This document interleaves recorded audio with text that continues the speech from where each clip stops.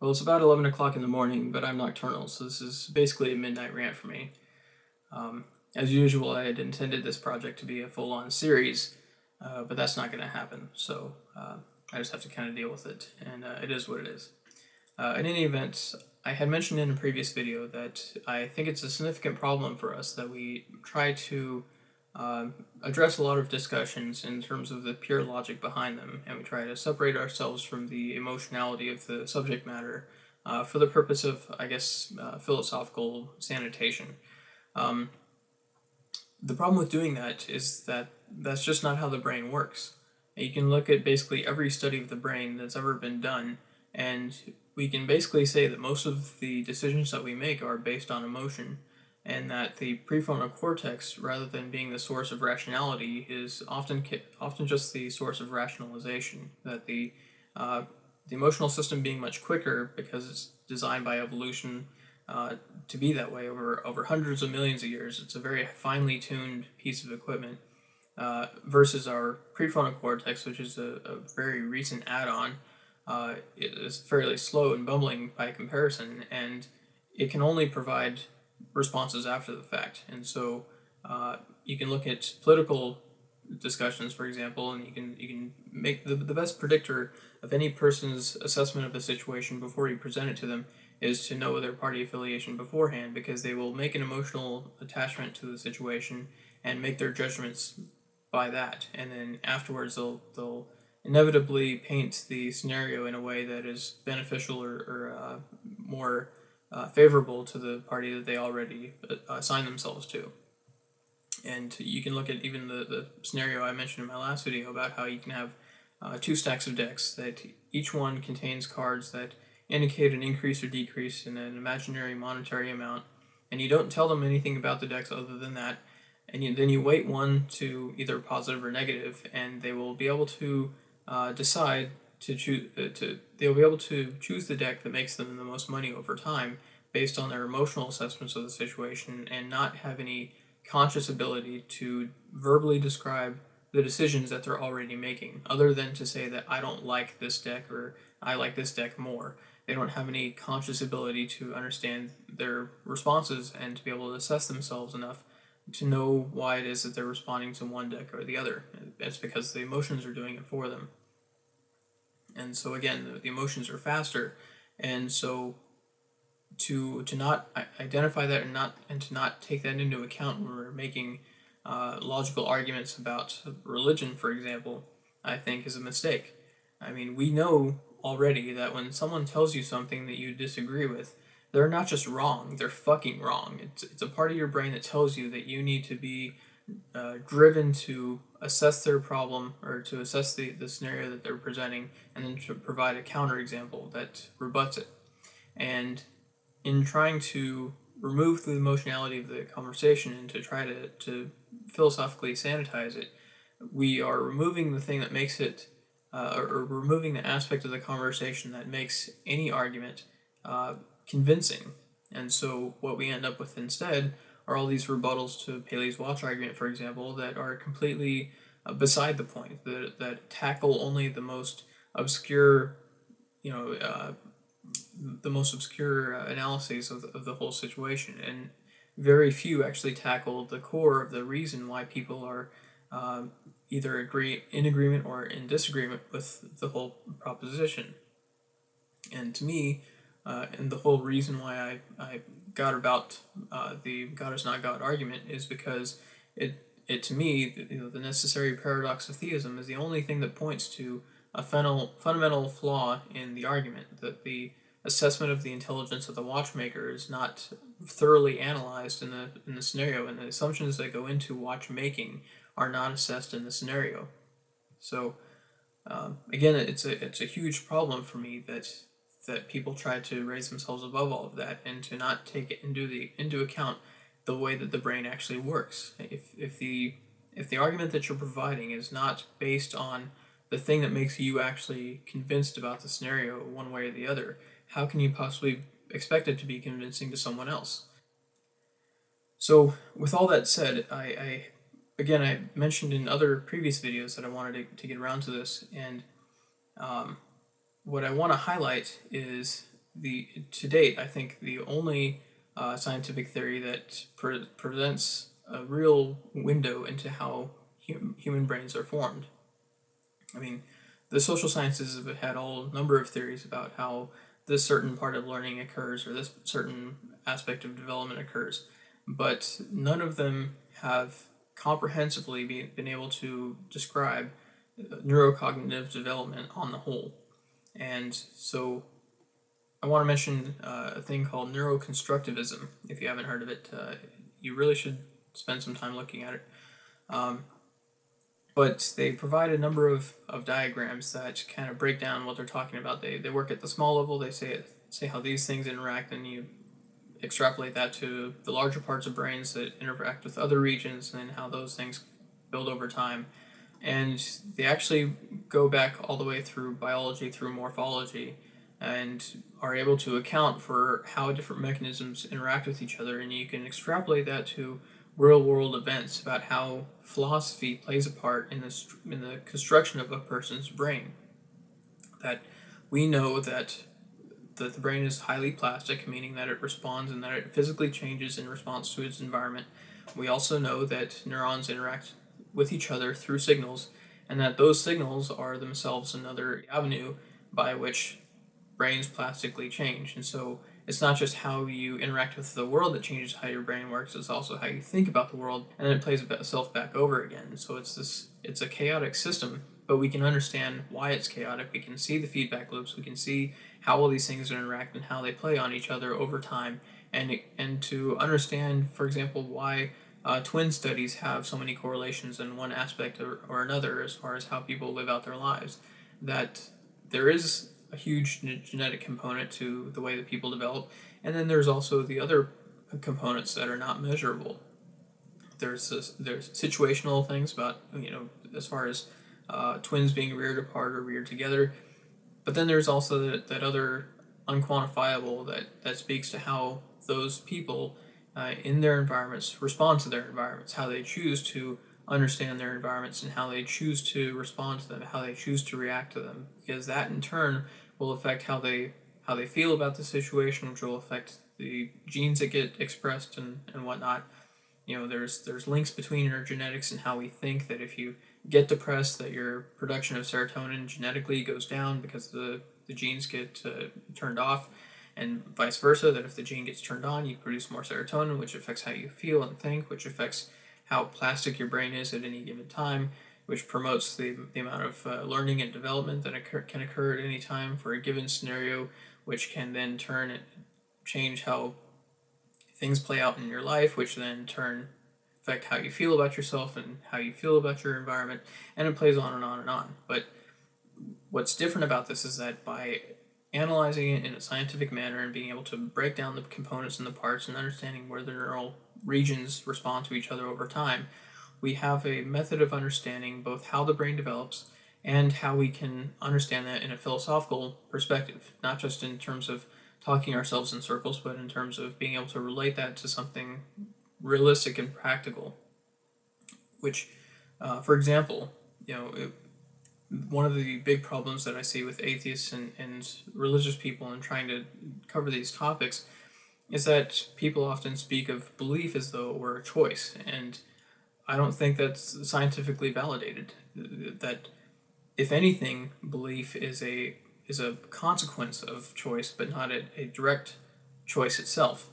That is, that how you choose to think about something may affect the automatic things that happen between the regions of your brain, which can then cause a belief to manifest.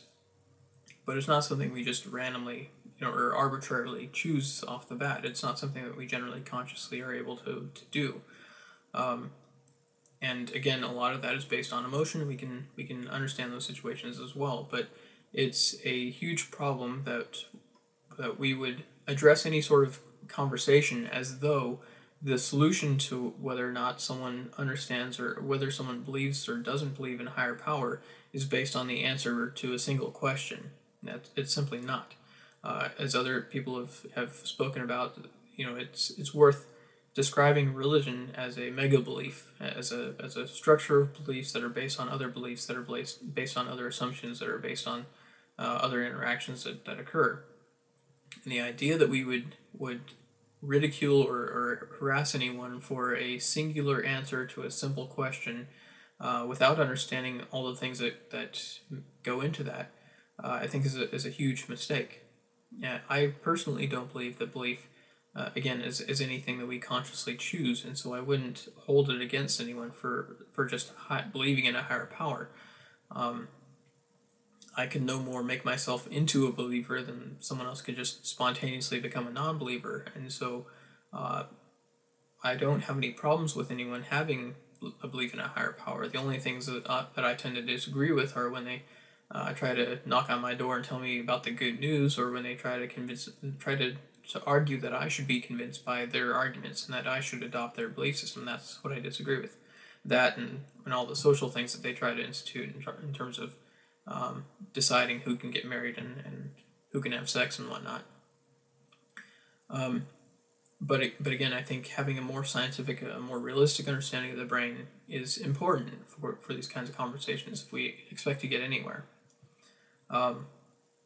Another thing that I think neuroconstructivism helps us do is to provide us an avenue of discourse, of being able to change how we respond to these scenarios, and to have a better understanding of how people actually think, and to provide better arguments over time by having both a better understanding of how to form an argument and also a better understanding of what it takes to potentially induce change in another person. And by that I mean taking into account the cues that science can provide in terms of what it takes to plastically change the brain. That is, that it takes novel situations, it takes interest by the person who's doing the investigation, which is to say that learning is much more likely to occur when someone's interested versus when they're not interested. It takes focus and attention. It takes mindfulness, which is a term that's actually been much more prevalent in neuroscience lately. Mindfulness, being attentive, being interested, being presented with new scenarios that cannot be handled by the current equipment. It's like presenting it to any machine that's capable of machine learning. You have to present it with something that it hasn't done before in order for it to develop any new faculties. And specifically, if there are any faculties that are capable of handling that one thing, and you don't want that to occur, you have to find a way to isolate that entirely. For example, if you look at the visual system, that the eyes are feeding information to the visual cortex, and that while the visual cortex can handle information from other parts of the brain, if you present any light to the visual cortex at any time, it will go back and revert to its previous interactions. That is, that if you're a sighted person and you attempt to learn Braille, you'll have your best your most effectiveness, your best learning when you're completely blindfolded and don't have any access to light. During that time, if you spend an extended period of time with a blindfold on, you can learn to read Braille through your fingers. But if you try to read Braille while you have light available to you, or if you're trying to learn the process while you let any sort of light to the visual system at all, it will revert to its previous function of handling information from the eyes, and as a result, it will impede the ability to learn new things. So, in a philosophical context, you have to be able to find a way to verbally isolate the ideas that you want to address and the conclusions that the other person is likely to jump to in response to the thing that you're mentioning.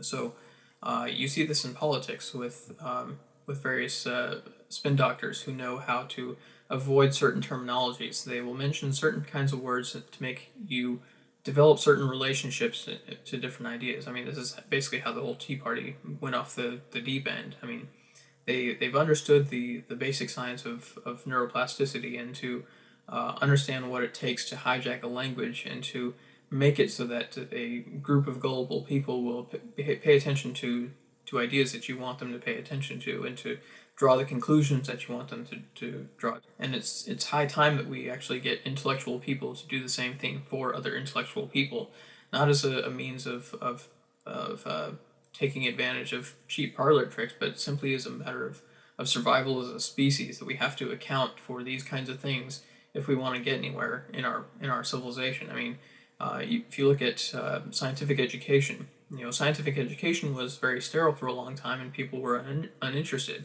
What did it take for science to become popular? Well, it took multimedia. It took an advancement of the technology and the kinds of focuses that we put on science, to have a science channel, to have a discovery channel, to have a history channel, and to use all the things that were part of soap operas for decades. The cuts, edits, camera zooms, the same Pavlovian orienting response that causes us to watch TV in the first place, applied to technology and science and things that people can actually learn from, to take the same kinds of cues that the dumb people have been using for a long time, and finally applying it to the smart people, and being able to provide an avenue of enriching something that is already rich on its own, but otherwise tends to turn people off based on its presentation. So we really, again, we need to understand how the brain works, and to be able to make this stuff sexy. And again, it's not. I don't think of it as a cheap thing. It's how our brains work. We need to deal with that. It's just a fact. And when we're talking about the future of our species, it's critical. I mean, half of the country that I live in, they've managed to convince half the country that the greatest threat to the future of civilization is taxes. I mean, literally, if we don't find a way to counteract that with the same kind of understanding of how the brain works, to be able to use talking points, or to have a better understanding of what it takes to keep people's attention, what else are we going to do? I mean, at this point, I'm rather thoroughly convinced that if we found out tomorrow that we had 100 years to deflect an asteroid coming at the Earth, we would spend 50 years trying to decide whether it was Democrats or Republicans who were responsible for said rock heading towards our planet, and we'd spend the other 50 years trying to decide which of those two political parties would be able to claim credit for knocking it out of the way before it hit us. Meanwhile, it would hit us, and I don't think we would survive. I think that the future of our species depends on our gaining a better understanding of how people think and how people interact, and to find a better way to bring people's attention to mindfulness, and to get us more self-aware, more aware of how we think, more aware of what it takes to identify cheaper forms of manipulation, to see the world better. It's a use of the technology that got the Tea Party to where they are, the mental technology, and applying it for good for once. It's basically kind of how I see it. But going back to neuroconstructivism itself, one of the things that really intrigues me, and one of the things I really resonate with, is the use of feedback loops in these explanations. That all of these science points to these links existing, and all it really takes is an acknowledgement that they exist and what the relationships are. By understanding of the relationships, we can better understand the events that we actually see in real life. And this really plays a key role in the education that I've had to date. That in the military, they teach us how to troubleshoot electronics. And one of the biggest problems that people have when they try to troubleshoot electronics is that they often don't account for feedback loops.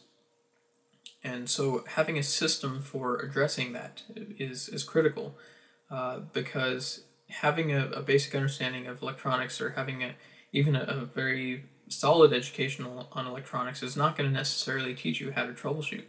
Troubleshooting is a very specific skill set, and you have to know beforehand what your limitations are on yourself as far as how your brain works. in order to understand why you needed to pursue certain kinds of information in a specific order, because otherwise you'll tend to fall into the category of making or of jumping to conclusions and missing key points of data or rationalizing bad data. And that's where feedback loops really play their most havoc, because a feedback loop in an electronic system can mask indications. It can make things appear to be behaving properly when they're not, or worse, it can provide anomalies that you can't initially explain, which then derail the whole troubleshooting effort, and the person ends up trying to solve the symptoms rather than the cause. And so it's important to be able to break things down and understanding systems and how they relate, and having maintaining a bigger picture during the troubleshooting process, rather than trying to focus in on any specific detail. And by focusing on the big scale, on focusing on the big picture, you can more readily identify the feedback loops that are playing a part in the system. And in terms of trying to analyze a fault, I go back to a book called On Intelligence, where Jeff Hawkins was talking about how complexity is a symptom of confusion, not a cause, which kind of plays back into my whole assessment of intelligence being based on an obstacle-goal relationship thing, that things appear complicated when you don't understand them. And the beauty of simplicity is that when you understand something, even though the actual structure hasn't changed, it appears to be more simple when you understand it. And that's what neuroconstructivism does, is through all the nebulous sort of conversations that one can have philosophically, and how information works and how the brain processes it, or just how the mind works, or whatever kind of abstract terms you want to use. What this does instead is it actually provides a solid foundation, a scientific basis for the links between different components and knowing where certain things play a part. And we can test these things. We can make predictions, and we can see where things change over time. Pardon me. In fact, it even plays a role in being able to provide earlier treatments for developmental disorders, knowing that a certain part of the brain can compensate for another part of the brain when they don't develop properly, masking indications, making things to making something appear to be behaving normally when it isn't. Children can have very late showing signs of various developmental disabilities, and neuroconstructivism gives us an avenue of testing those things over time and catching them before they actually become a problem, or having some sort of treatment or therapy that a child can go through to enhance the function of a part of the brain if it's lagging by any means.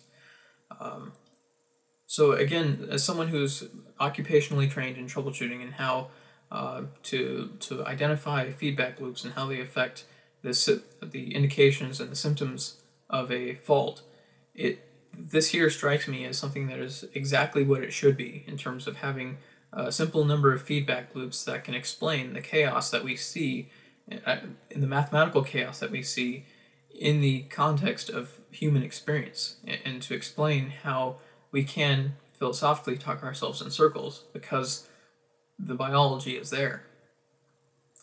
And so, taking this back to the religious discussion, I think it's critical that we identify how the brain is functioning over time, and to treat theism as a yes or no answer to a simple question is to misunderstand how the brain works in total.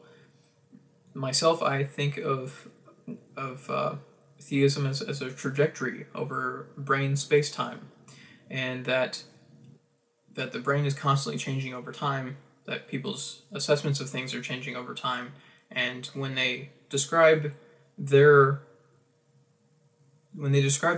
as having been on a spiritual journey, I take that at face value. I believe that that's actually a very apt self-analysis. I think that when people describe themselves as being on a journey or having gone through a journey, I think that that's probably correct. I think that that's actually how their brains have been working over time. And to think that we can have any single boom headshot kind of logical response or logical answer that can make them suddenly drop all their beliefs is pretty naive. And it shouldn't even be necessarily a goal. Although, if they had more rationality in their arguments, that would be nice. But overall, I think if it is your goal to change how a person thinks, you can't just give them the answer and expect them to follow you along to your conclusion.